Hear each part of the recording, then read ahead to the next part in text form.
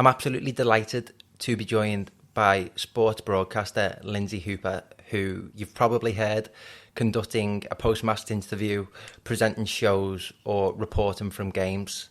She's worked for a range of renowned broadcasting organisations such as IMG, BBC and Amazon Prime, just to mention a few.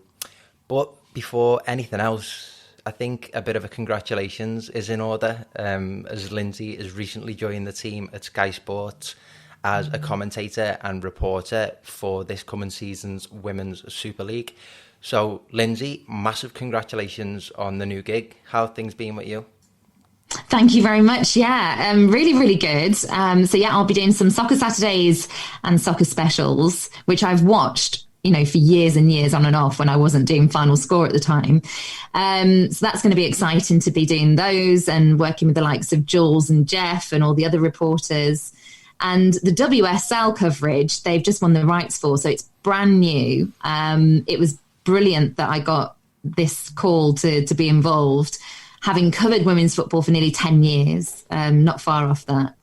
And you never know what direction a company's going to go in. So the fact that they decided to go down this more experienced route and wanting people who are embedded in women's football, I think is really encouraging for the season ahead, because I'm hoping that means we can get really into some of the key issues as the season goes on and not be scared to ask some important questions. This is one of the things that I've been striving for is parity between men's and women's coverage. Mm-hmm. And that also includes asking the tough questions sometimes. And so I'm going to be asking that of myself this season to make sure that, it isn't all gently does it, which I think it needed at the beginning. But I think we've reached a level now in the game where we can heap on the praise, but we can also ask some real testing questions when we need to.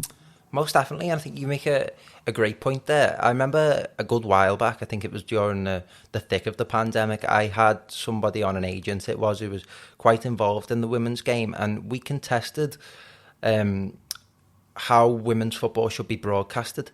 I think at the time, more often than not, it was shown on free-to-air television on the BBC and whatnot, which obviously is easy access for viewers. But he contested that it should be more on the likes of Sky and things like that. So obviously you're experienced in the women's game. Do you think that is the correct move? Obviously we've seen over the last, 20, 25 years, just what it's done to the men's game. Do you think it's a smart move for the women's game to be on the likes of Sky?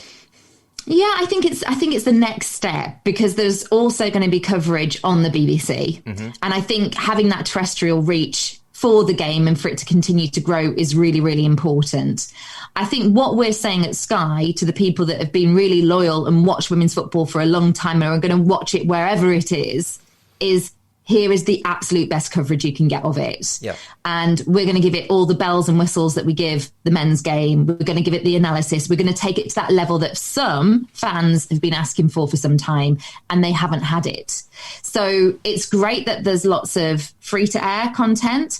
I hope this means that we step up another level and deliver what I would like as a fan to be able to consume.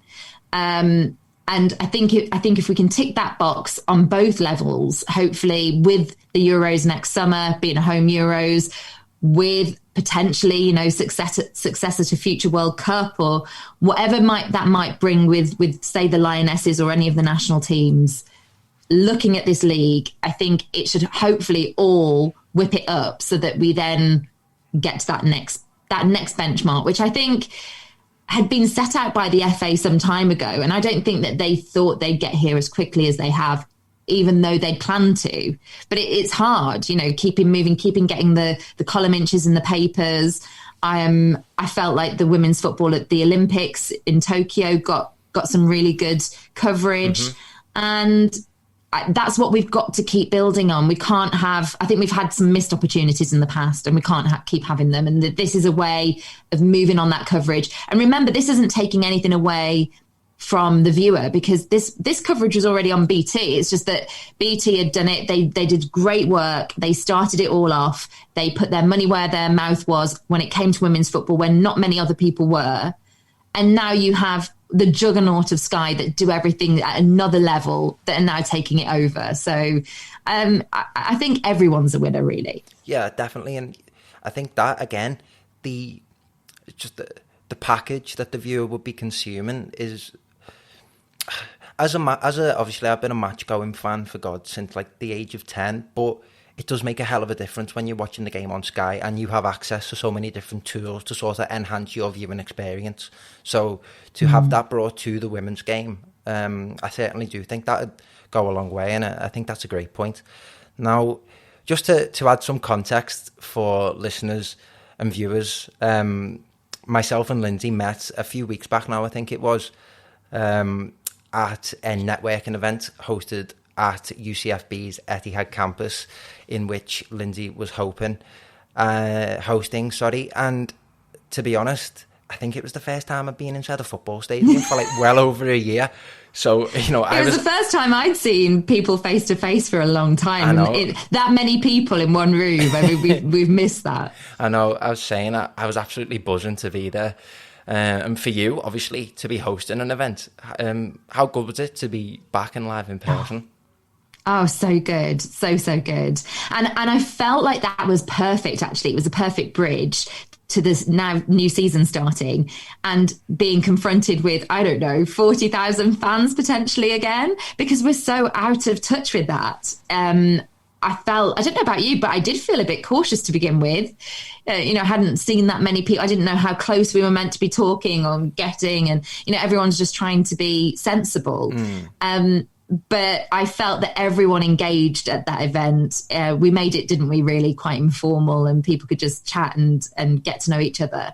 And I felt like that was a great icebreaker for me getting going, for you guys getting going, for all of us. Yeah, most certainly. And I think, especially from your perspective, obviously, I've only had a fraction of the experience that you've had. But even in a sort of informal setting, you still do feel that responsibility when you are hosting an event to obviously show what you can do and deliver to the best of your abilities. And as I said, I felt like you did an absolutely excellent job of getting the tone just right. And it was funny because even though you weren't one of the listed speakers, once you give a bit of background on yourself, I was just like, given some of the experience that I've had and my course that I've just graduated from, like, this is someone that I've really got to speak to because of the sort of the overlapping interests and, the common ground, if you will. You've had, as I say, experience with some of the most well-known broadcasters in sports, and you've had an exceptional career to date. I'd love for a change to give you the platform to talk a bit about your own story in achieving what you've achieved. So was a career in sports broadcasting something that you always envisaged from when you were young and something that you were striving towards? I think I had a couple of bits of good fortune along the way. I suppose the background and the two most important things to tell you about me as a child, and I was a child, and as a teenager, was that I love communicating. So I guess you can infer by that I was a bit of a chatterbox. But I also think that there was something else to that. It wasn't just being chatty as a kid. I think we all know maybe chatty kids. There was something that I observed in adults, and I'm an only child, so I always had to socialize with people, majority of the time that were older than me.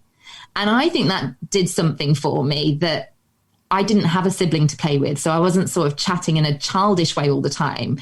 I was having to chat with adults. Yep. And I think that advanced my communication skills is what I'm trying to get at, I think. And then I also was super sporty. So everything at school revolved around lunch breaks, after school, during school. How many times can I play sport and how active can I be? And how much do I hardly ever go home because I'm going to be playing a team sport or I'm going to be doing something. And that was just a huge part of my life and a huge passion. My granddad, I think I related to the most in all of my family. My granddad was a huge sports fan. Likewise. Yeah, he was a scout for Wolves. He used to play football. He managed a local team.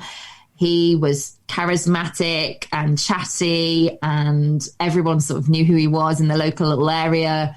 And he used to even file match reports back to the paper. And I used to be around, they had a flat, and I used to be around his flat where the full-time whistle would go on a Wolves match, and he would have the local BBC radio station ringing him to get him on to talk.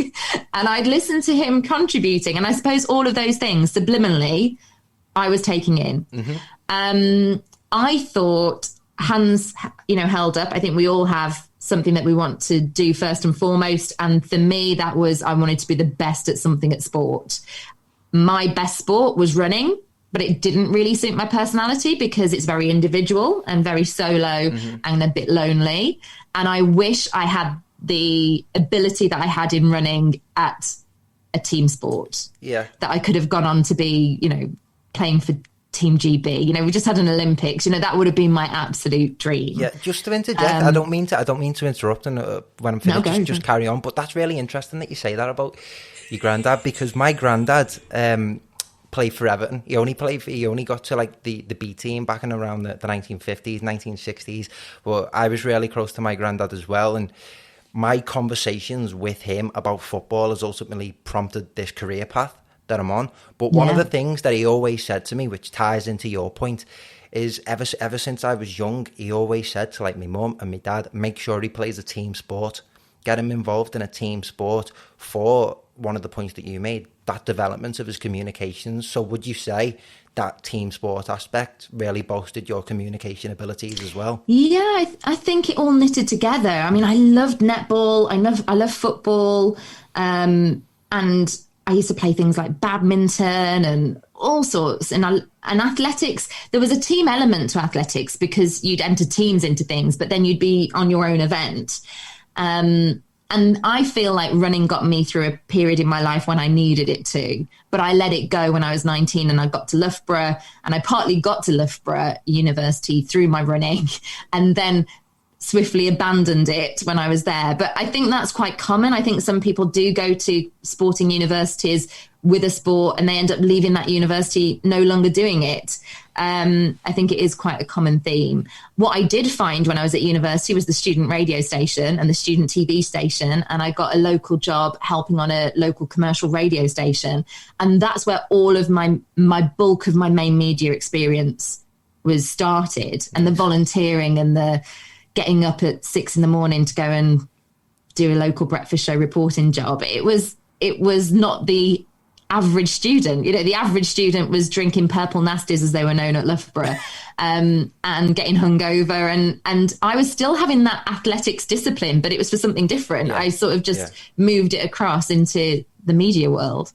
No, that's a brilliant point. And it's interesting that you say that about Loughborough, because obviously there's UCFB now, which is fantastic, because for me, a huge reason why I joined UCFB is because it's not your conventional university, It seemed to provide avenues and opportunities into the football industry and a work environment, which I really relished in. And I applied some aspects, as you say, that sort of athlete's mindset of wanting to be the best at what you can, and imposing yourself and making a name for yourself, if you will. But in regards to your own university experience, I don't know what it is. I think especially when I was like revising academic papers and things for like assignments and my dissertation, a lot of those papers come from Loughborough. So I wanted to ask, like, what is it about that university? Is it just like really sports orientated?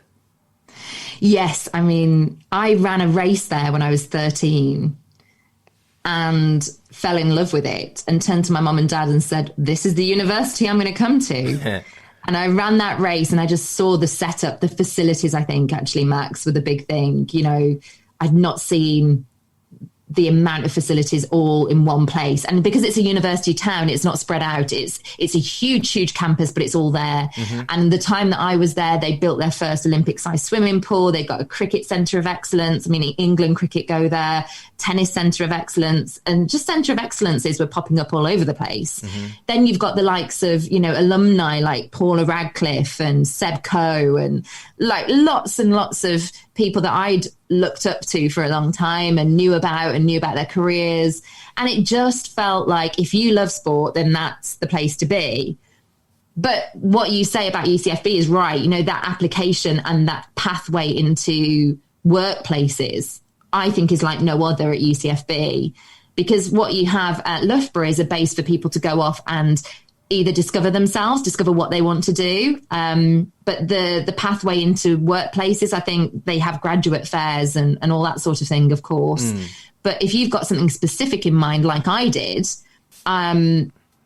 it's difficult to create that pathway. Now, as it so happens, my tutor at Loughborough knew a producer who I still work with and know, and she's a great friend now, and I went on to play netball with, who graduated, who was a producer at 5 Live, and I got work experience through that connection. Nice. So, you know, there were things at Loughborough, and there were things through the student TV and the student radio that certainly helped elevate my career. But there are other avenues, and there are specific avenues that you can do now if you know. But I think that's the crucial thing, is, do you know for sure what you want to do?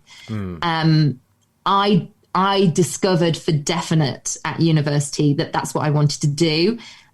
Before I'd gone there, I'd done hospital radio. I'd been volunteering at Radio Wolves that were based at Molineux Stadium. This is when I'm 13, 14, 15. Wow. Did a community station when I was at college, where I got up for a month and presented a breakfast show on a radio station that was based in a fire station and called Blaze FM, which I mean was genius. And I'd gone with all that experience, but still not knowing, is this absolutely it? Yeah. And I think university taught me that. I did sports science and English because I thought I wanted to be a sports journalist. And I thought that was a good combo. But, you know, a lot of it you're sort of guessing at a little bit. Yeah. Certainly. And I can echo that to an extent, in that all I ever wanted to do growing up was just be in the industry, you know? Like, it was the only place that I ever really sort of felt at home. Like, as I said, I grew up so close to me granddad. Obviously, he told me all his stories of playing and going to the games, and my dad was a diehard Evertonian as well, travelled all over Europe and just used to tell me story after story, take me to the games. And like I remember, I can't remember what year it was when I was in high school and you do your work experience, but I pestered the employment guy to get me a job at Finch Farm. And I worked in the kit room at Finch Farm for a week. Honestly, like, you know, when you just feel like you're meant to be somewhere, it was just sort of that, like, just the sports environment. And I can echo that further. When I joined UCFB and I managed to have opportunities to go to like the BBC studios and like Doc 10 and Media City, all places like that, like just the type of work environments that you can see yourself, you know, making a career in. And I mean, as we mentioned earlier, you've had such great experience with so many different broadcasters and clubs and different sorts of commercial entities, if you will.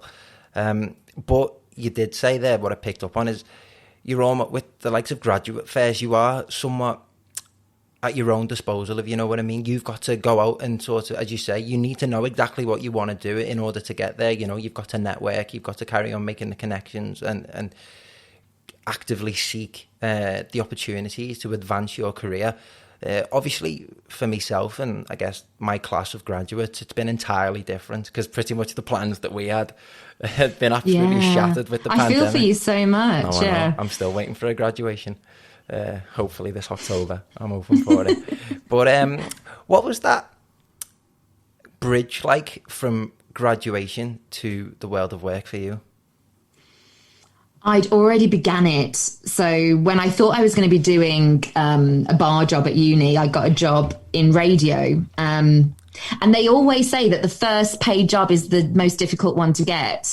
So it doesn't matter. I remember someone saying to me, because I'd done so much for free for so many years.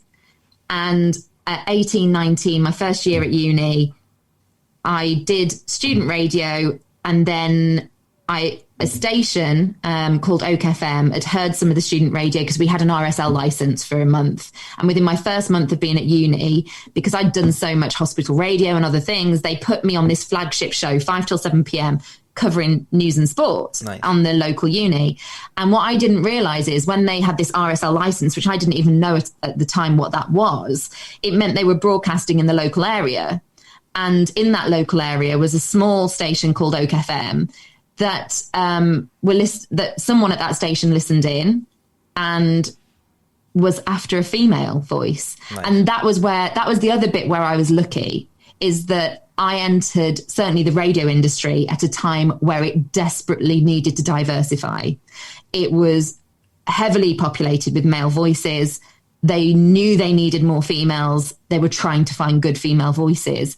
And there was a bit of fortune in that they heard me. I probably sounded a lot more assured than some other people on the station because despite being a fresher, I'd done quite a lot already.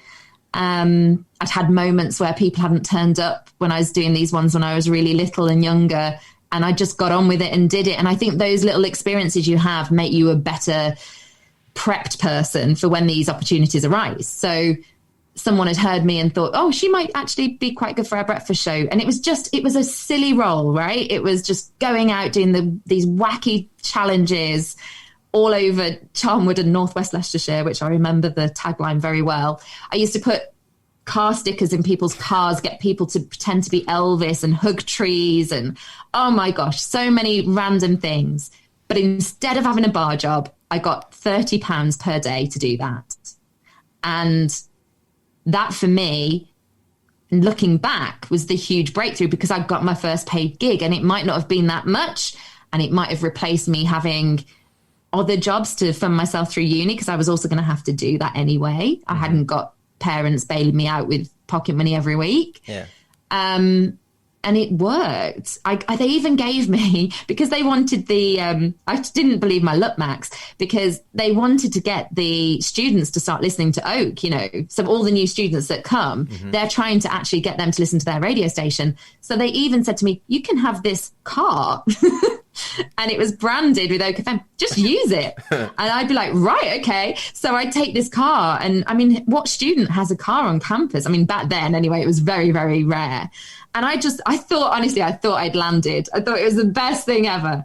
And my studies probably became secondary, I don't advocate that for everybody.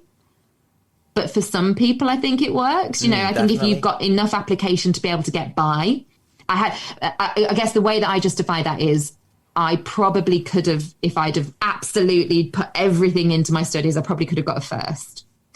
But I knew I could get a 2-1 and I could do all of this other stuff. And that's exactly what I did. Same. And that was a conscious decision. Same. Yeah.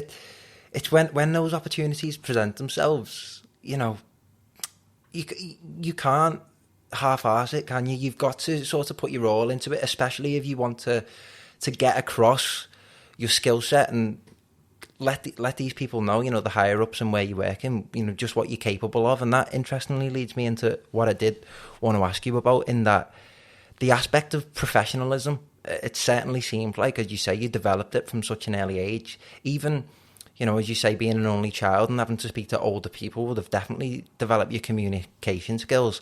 And I think another thing that you said, getting that first paid role, obviously I've managed to land myself something after leaving university with the EFL Trust. And it's interesting because it's like a fine balance. You obviously, as I say, you want to show people just what you're capable of, and that you want to achieve great things and sort of put your stamp on things. But at the same time, you need to be observant and sort of learn the ropes and understand how things work at the same time. So it's almost like that balancing act. And with you, as I say, there seemed like the professionalism was sort of embedded, if you know what I mean, from a young age. Like, you speak exceptionally well. I've sometimes got to tone it down a little bit with the accent. I've got an I didn't always, Max. Always. I've got an uncle who's an actor. He came up to me a while ago when we were at like a family event, and he said, I love what you're doing. Just remember, speak slowly. I was like, okay, note taking. So Yeah. I've just got to keep it in mind to tone down the accent and speak slowly. But in regards to yourself and your own experiences, was there like an occasion or an event where the penny sort of dropped of like, right, okay, this is sort of my professional persona, and like I know what I've got to do going into any sort of paid gig or work going forward? I don't know whether there was a penny dropping moment. It was probably more cumulative. I think radio is a brilliant basis and background for any broadcaster. So a lot of the best broadcasters, in my opinion, that I've met in the industry either came through local newspapers or local radio. And I think there is something about that background and that experience that shapes you as a broadcaster.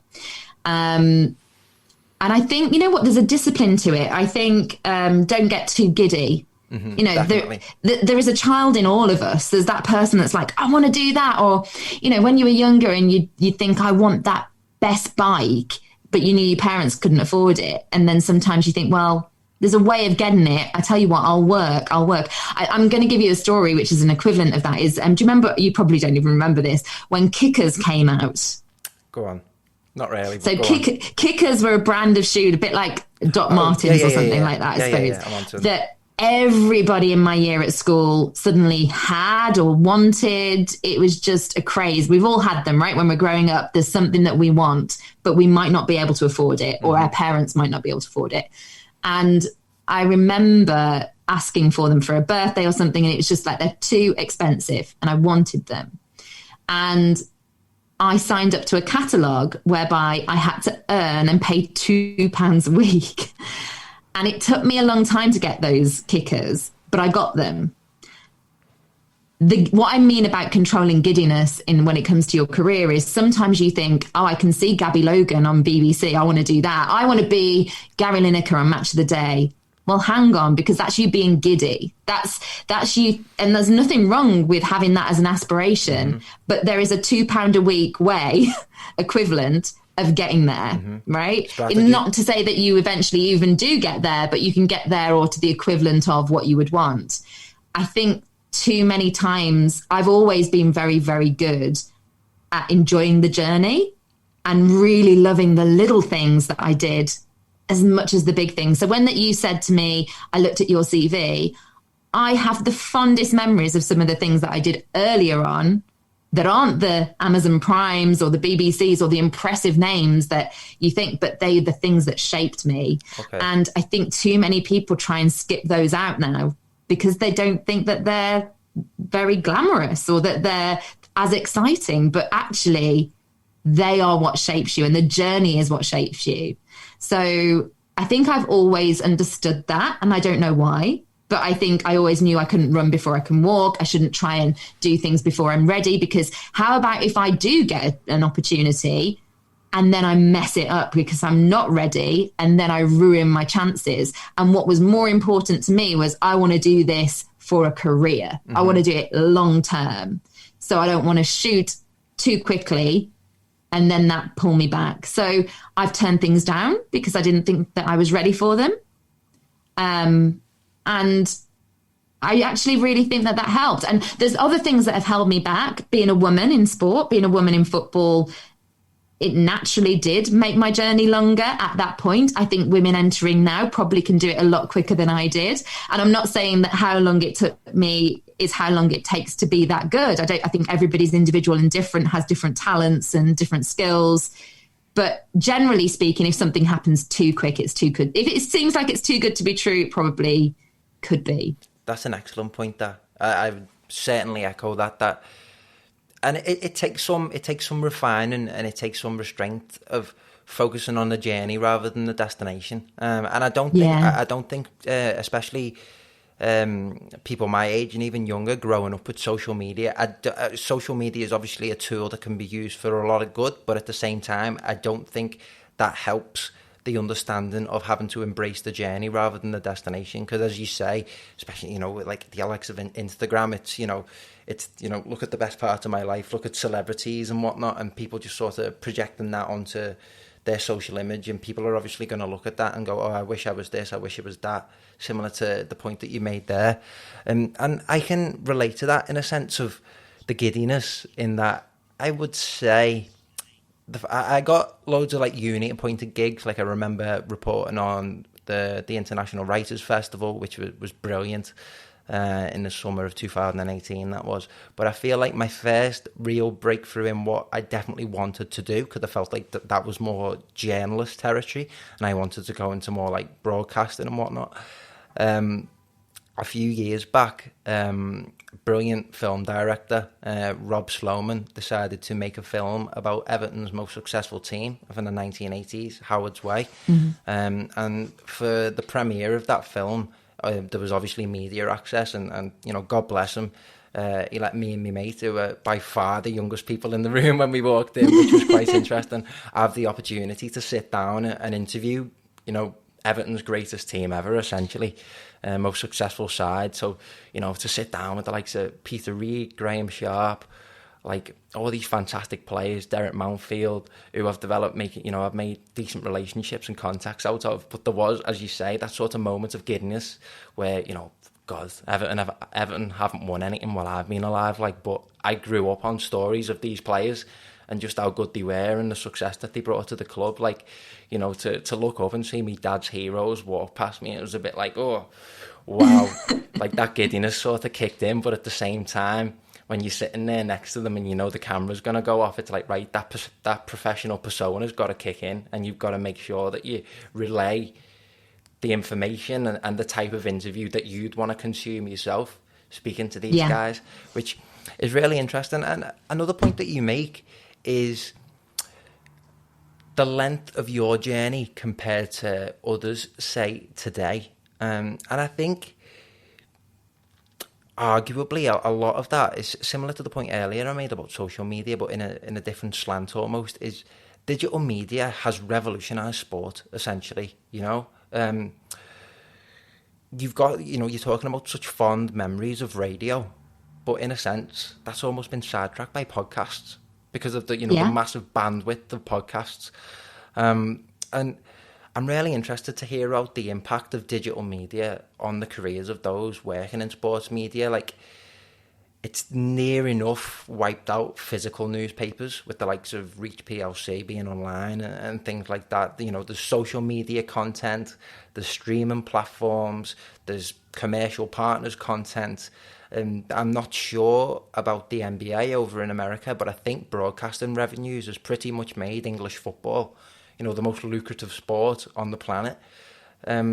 So how would you assess the impact of the digital revolution, if you will, on your career? I think the digital revolution's been brilliant for lots of reasons, but like anything will have some negatives to it. I feel like, having been in the industry when that was taking off. So actually, the first time I was at Sky Sports was I left in 2013. So I started about 2008. And that was the start of the digital revolution, because Sky Sports bought a website called Football 365, who made football bulletins. And I was a presenter on that platform, and they bought the site, and then they asked us to advertise to apply for jobs at Sky to be presenters for their new digital bulletins. Mm-hmm. And I was one of 4 presenters that got that job, and we were doing online bulletins, things that you could watch as well via, you know, places like Twitter, way before anyone else was really doing that stuff. So I feel like I'm quite equipped to talk about that journey, because I feel like certainly from a presenting point of view, it was my first presenting job, was a digital job. And I think the big plus are the number of opportunities that become available because of that. Mm-hmm. So when I have people reaching out to me, you know, where can I go? What can I do? There is genuinely, I don't even know all of them. I don't even know all of the places. And that's a fantastic place to be in. You know, I can tell you about football clubs. I can tell you about places that I've spotted, but I know that there are even more. There's places like One Football and Joe and, you know, I think 90-Minute Football, all these different areas that people could approach that weren't out there and weren't available when I was starting, for instance. So I think that's a huge plus, because it means that there are more jobs for more people. We don't have to be all competitive, because I think sometimes, especially women, I think we're sometimes pitted against each other, and I think we can actually hold each other up. I think there's room for everybody. And I think the digital revolution is part of the reason why there is, because there are so many outlets. I think part of the problem with it is that it can be seen as a shortcut, and then people are bypassing journalism qualifications. They're bypassing some of the experience that we've already mentioned. And then they're being plucked from those platforms into what I would call more traditional media. And sometimes it's not fair. Like, I just feel like it's not fair on them, because you're putting them in a live environment where for the first time they're going to have a gallery counting in their ear, or you've got to write to picture, you've got to write something that legally means that the company can't get sued. But you've not been doing that before. Yeah. So I think that there needs to be more of a bridge, or it has to be seen as something entirely separate. So I personally don't think that's a journalist job. I think, but I'm sure there are journalist roles in digital media, but, I suppose I feel like I'm a bit of a true traditionalist, whereas I think, places like The Athletic, which would be a modern version of newspapers, journalism, right? They're both journalism. Being a radio journalist, being a TV journalist, I love having journalism skills, but I suppose, you even introduced me at the top as broadcaster. That's what I say, because that's what I do mostly. But at my core is the fact that I'm a journalist, because that is such an important skill to have, and not one that should start to be overlooked. There is room for both. There's room for digital media. And I guess what I'm thinking of when I'm saying that is influencers and presenters for short form content and things like that. There is a room for that, but if you want to do it on huge platforms, get your journalism degree too, like get your qualifications, or certainly get your broadcasting experience up, because I think there's room for both, but they shouldn't be clouded. And I think journalism, especially, if we go out of sport into news, it's so important. And if we didn't have it, we would be a much poorer society for it.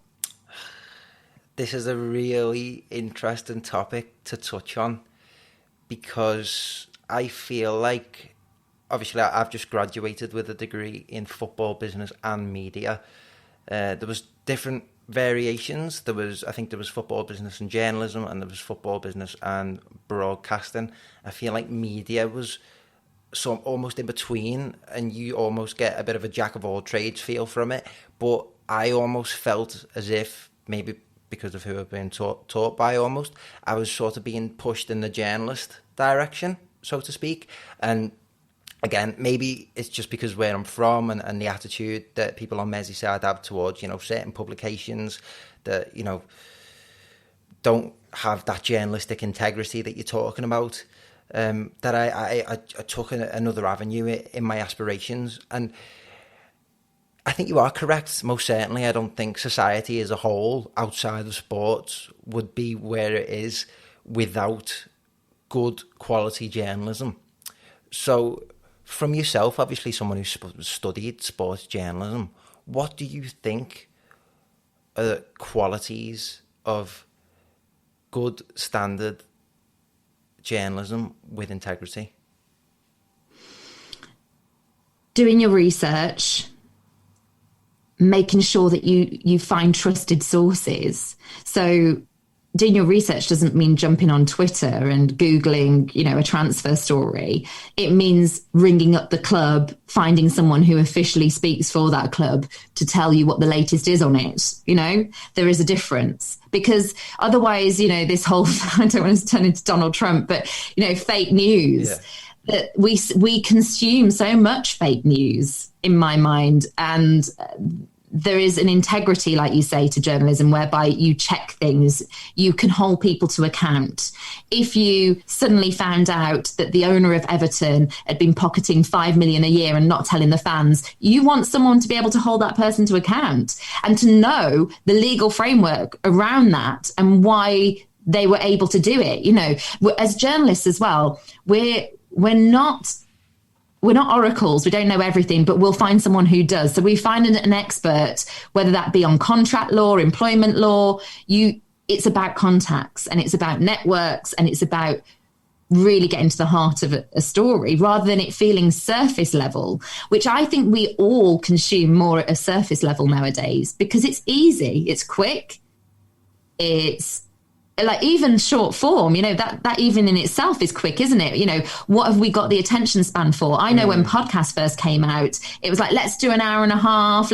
Oh no, people don't want to listen for that long. Let's make sure it's no longer than 30 minutes. And before we know it, we'll have someone releasing bite-size bits of football news that people can digest in 5 minutes because they don't have time for that. Everyone wants something, a quick fix. And, you know, we look at our lives, we look at the fact that we can order an item online and it can arrive either later today or tomorrow.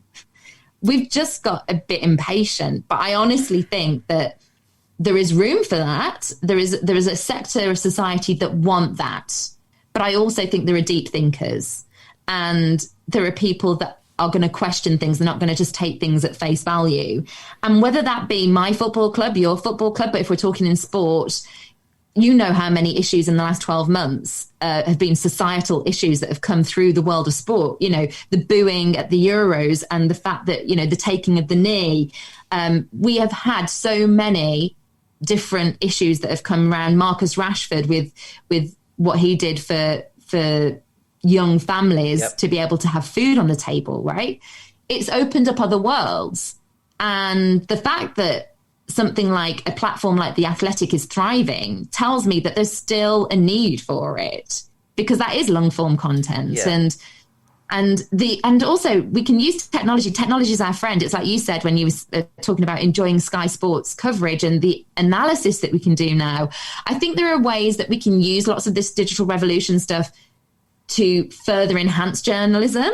And there is a way that we can use it as just clickbait and finding out things quickly.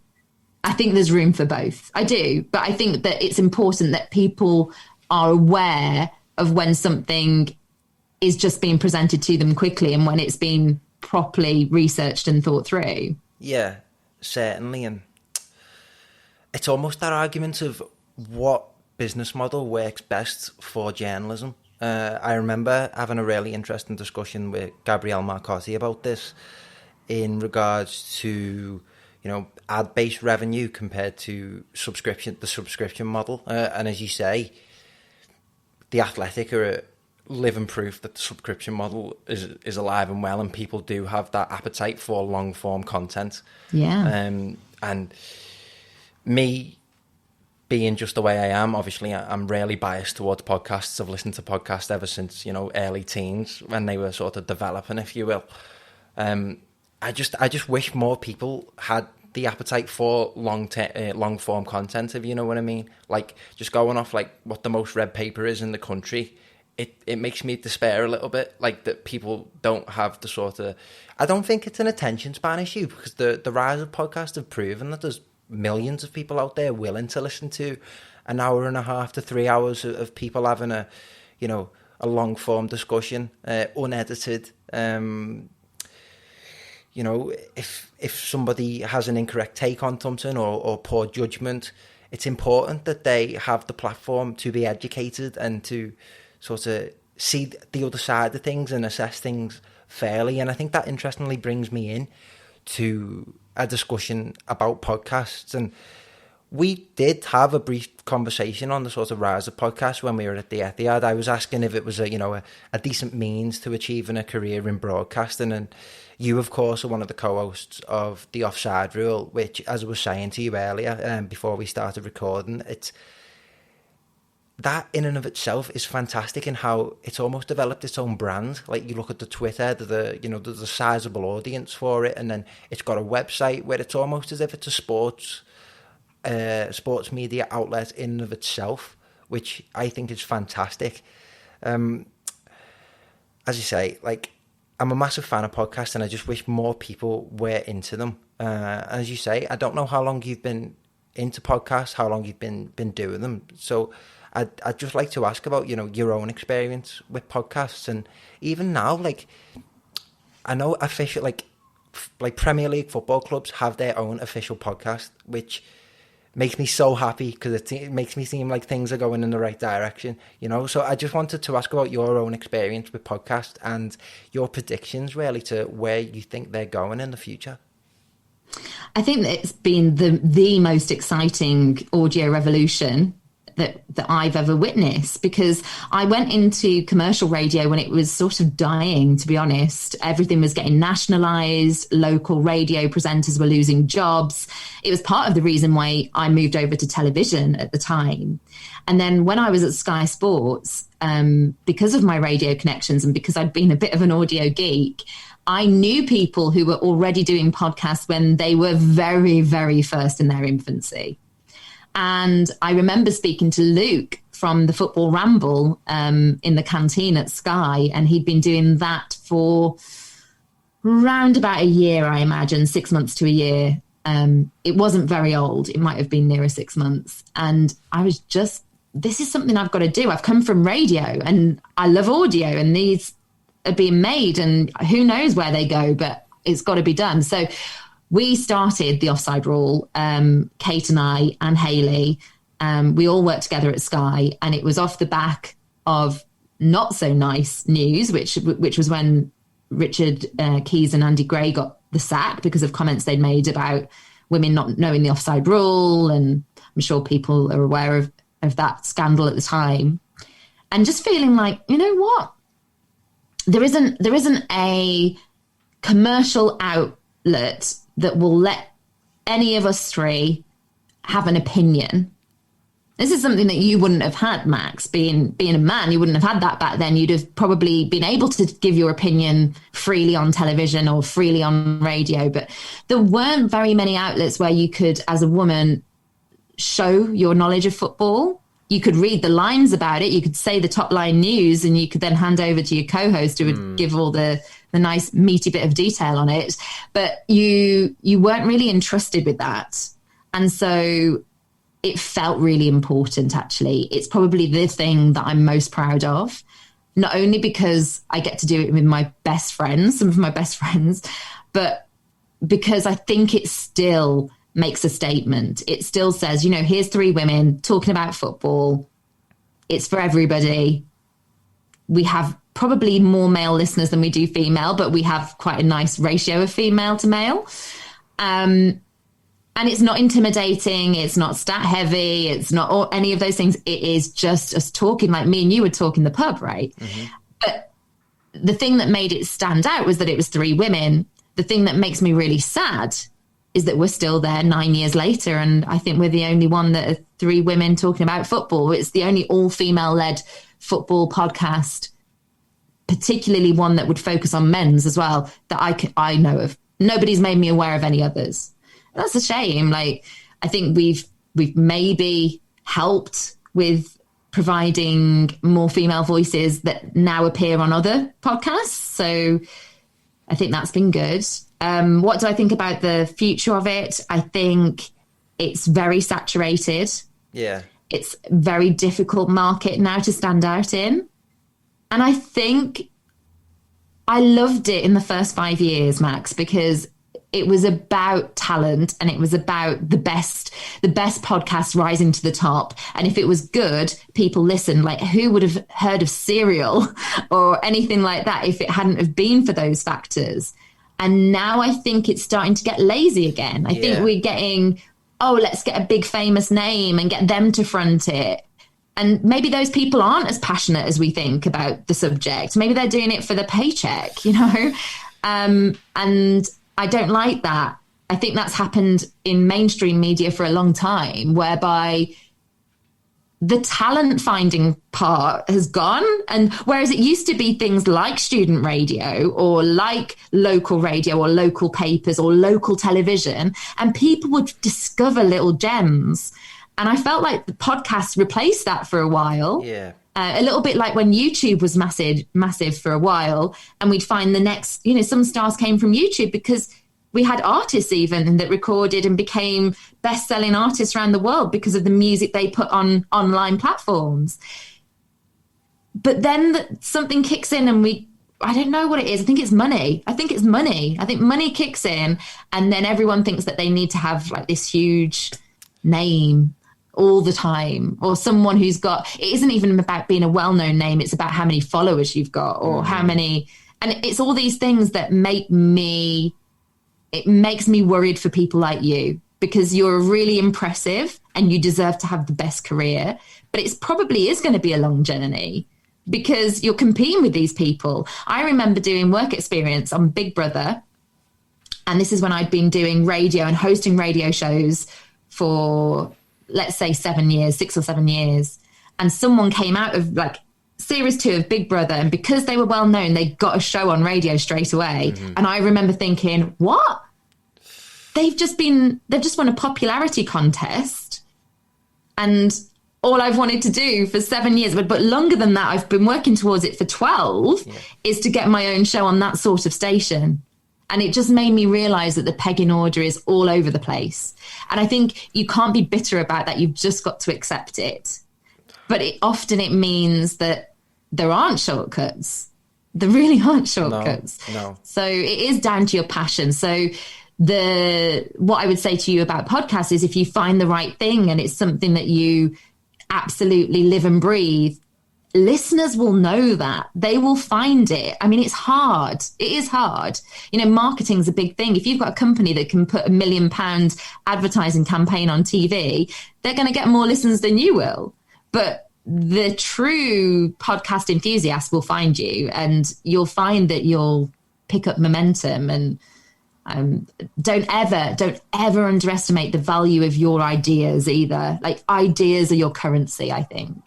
Certainly, I truly believe in absolutely everything that you just said there. Like, again, similar to almost sort of print journalism, then television. I would make the case, I don't necessarily think that television's dying, because there's still a sizable market that consume TV.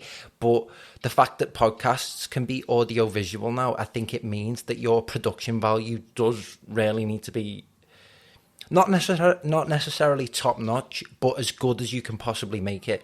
In order for the viewer to almost relax, because you've got to almost be able to feel relaxed when you're consuming a podcast. Otherwise you're not going to tune in for the duration of the podcast. You're going to tune, you're going to switch it off after 1 or 2 minutes. But in terms of talent and the weight that a name brings to a podcast, I certainly agree with you. And how the market, in a sense, almost becomes top heavy, and so many are filtered out, as you say, but you've just got to be in it for the long haul.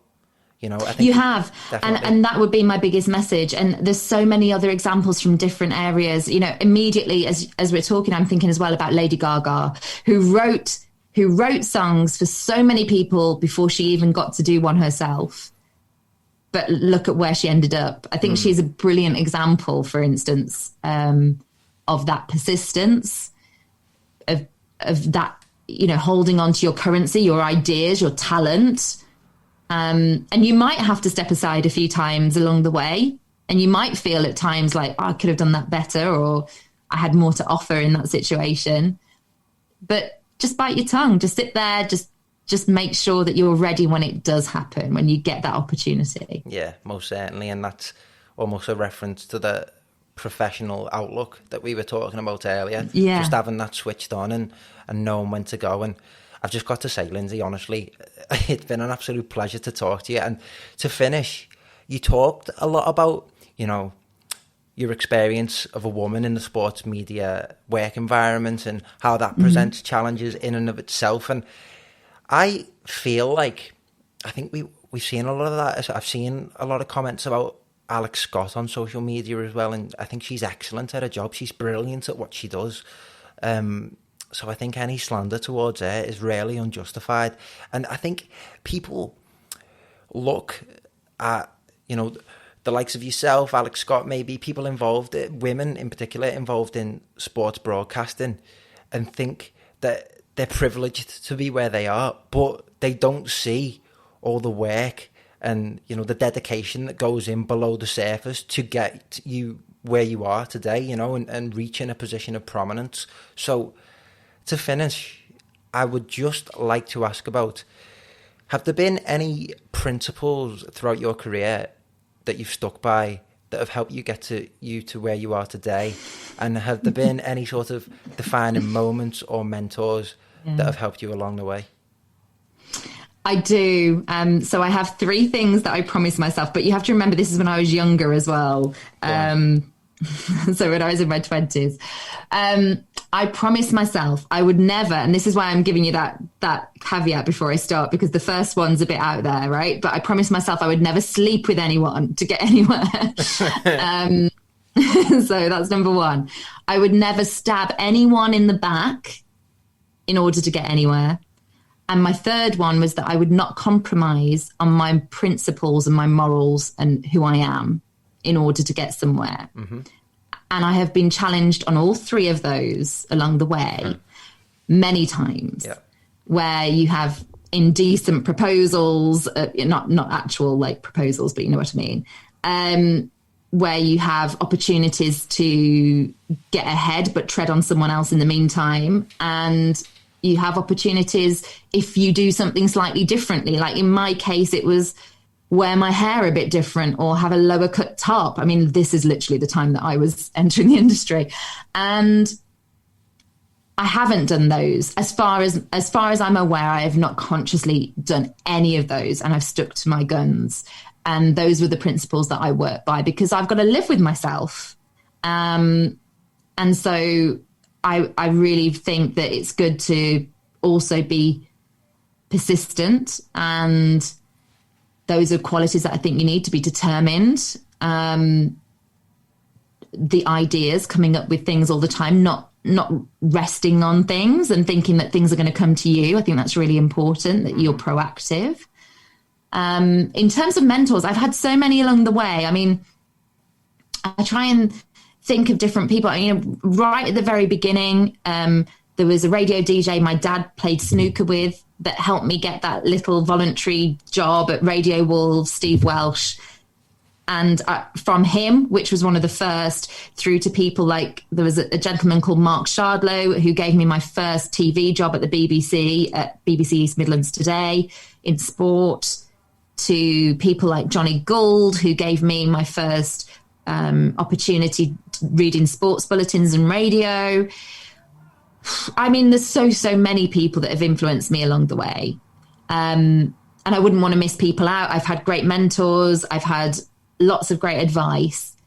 And I've been grateful for all of that I've got. And I'd like to think that those relationships that you nurture aren't just for a purpose, but that hopefully, these are people that I still am in contact with or could be in contact with, right?